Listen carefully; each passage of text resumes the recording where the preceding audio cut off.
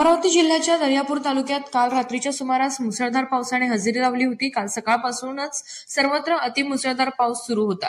तर काल रात्रीच्या सुमारास पाऊस जोरात सुरू असल्याने नदी नाले हे तुडुंब भरून वाहत होते।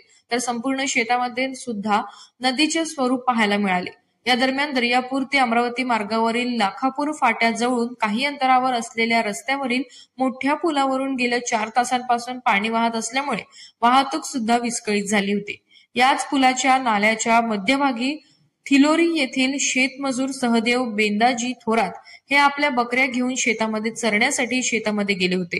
मात्र अचानक पाऊस सुरू झाला व यात ते आपल्या बकऱ्यासह नाल्याच्या मध्यभागी अडकले।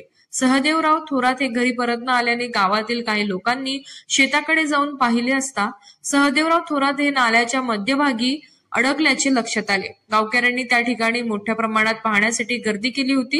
सुनील वानखडे यांनी दिली। पोलीस घटनास्थळी दाखल झाले। तब्बल 4 तासानंतर गावातील धनराज गवई, संदीप वाघ पांजर, मुन्ना धर्माळे, जनार्दन अभ्यंकर, क्षितिज चोरपगार, बंडू धर्माळे यांनी हिंमत दाखवत पाण्यात प्रवेश केला व पाण्यात अडकलेल्या सहदेवराव थोरात यांच्यासह 9 बकऱ्यांना सुखरूप बाहेर काढले। सहदेवराव थोरात हे बाहेर येताच त्यांनी भावुक होऊन गावकऱ्यांचे आभार मानले। आज गावकऱ्यांच्या हिमतीने एका 70 वर्षीय वयोवृद्ध इसम व 9 बकऱ्यांचे प्राण वाचले आहेत।